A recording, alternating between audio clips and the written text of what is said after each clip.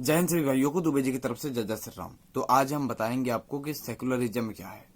आज सेकुलरिज्म के बारे में बताएंगे और ये चीज शायद किसी ने नहीं कही होगी, हमें नहीं लगता कि किसी ने बताई होगी, और किसी भाई ने अगर पहले बता दी हो तो ये बहुत अच्छी बात है। किसी हिंदू भाई ने अगर पहले बता दी हो तो बहुत अच्छी बात है। और चलिए बढ़ते हैं थोड़ी सेकुलरिज्म की तरफ कि सेकुलरिज्म है क्या। अगर आप हिंदू हैं, आप मुसलमान हैं, आप सिख हैं, आप ईसाई हैं, अगर राम को गाली देते हैं या कोई राम को गाली देता है तो आप उस पे हंसते हैं, तो यकीन मानिए आप सेकुलर हैं। अगर मौलाना साजिद रशीदी जैसे लोग अगर राम मंदिर को राम मंदिर बना भी नहीं और उसको तोड़ने की बात करते हैं तो यकीन मानिए आप सेकुलर हैं। मौलाना साजिद रशीदी सेकुलर है। अगर असदुद्दीन ओवैसी ये बोल रहा है कि हम अपने पूरे कौम को, हम अपने आने वाली पीढ़ी को ये बताएंगे कि वहां मस्जिद था, मतलब जहां राम मंदिर बन रहा है वहां बाबरी मस्जिद था और बाबरी मस्जिद ही रहेगा, अर्थात वो फिर से राम मंदिर तोड़ने की बात कर रहा है, तो वो सेकुलर है। अगर हम मंदिर के लिए कानूनी प्रक्रिया से सुप्रीम कोर्ट के जरिए हम डिग्री हासिल करके और मंदिर बना रहे तो यकीन मानिए हम कम्युनल हो गए। हम सेकुलर नहीं रहे, हम कम्युनल हो गए।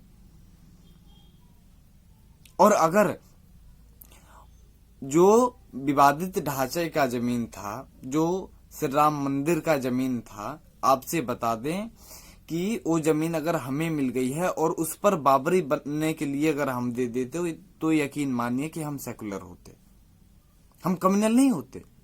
और हम अपने हक की बात करते हैं, अपने लड़ाई की बात करते हैं, जो हमारा हिस्सा है वो हिस्सा हम लेने की बात करते हैं, तो यकीन मानिए हम कम्युनल हो गए।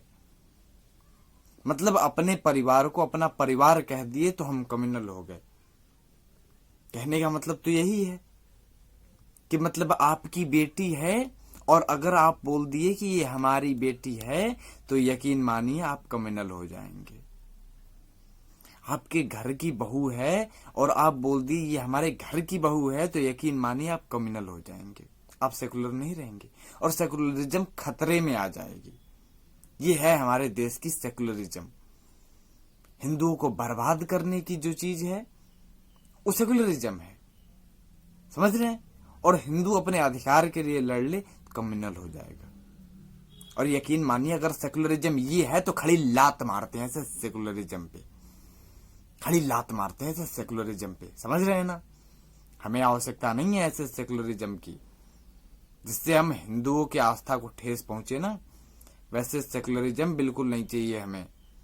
और आगे जितने भाई हैं वीडियो को शेयर करें, क्योंकि हमें ऐसी सेकुलरिज्म नहीं चाहिए जो हम हिंदुओं के अस्तित्व को मिटा दे। हमें ऐसी सेकुलरिज्म नहीं चाहिए जो हमारी भावना को ठेस पहुंचाए। हमें ऐसी सेकुलरिज्म नहीं चाहिए जो सुप्रीम कोर्ट का बहिष्कार करे। अब देखिए सुप्रीम कोर्ट के फैसले पर ये आवाज उठा रहे हैं, सुप्रीम कोर्ट के फैसले के विरोध आवाज उठा रहे हैं, बोल रहे हैं कि सुप्रीम कोर्ट ये मतलब आस्था के नाम पर ये मंदिर का जमीन दे दिया। एक बात बताएं कि भारत का संविधान है, तुम्हारे बाप की खेती नहीं है जो आस्था के नाम पर तुमने दे दिया। और भाईचारा भाईचारा काहे का भाईचारा बे? सुप्रीम कोर्ट से लड़ के लिए है मंदिर की जमीन, किसी के पास भीख मांगने नहीं गए थे, भीख मांगने नहीं गए थे किसी के पास, लड़ के लिए है सुप्रीम कोर्ट से। ये हिंदुओं की ताकत है, ये हमारी अच्छाई है। हम दंगे भड़काते नहीं है, हम बाबर के जैसे मंदिर तोड़कर मस्जिद नहीं बनाए।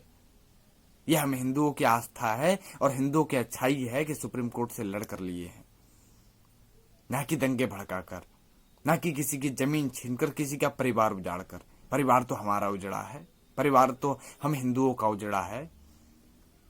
और अगर इस चीज को आप कम्युनल कहते हैं तो यकीन मानिए हम कम्युनल हैं, हम सेकुलर नहीं है। और हमें खड़ी लात मारते हैं इस सेकुलरिज्म पे, समझ रहे हो।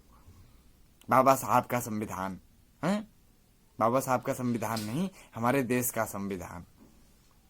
हमारे देश के संविधान में सेकुलर वर्ड नहीं था, 1976 में घुसेड़ दिया गया। तो ऐसी घुसेड़ी हुई चीज को हमें नहीं मानना।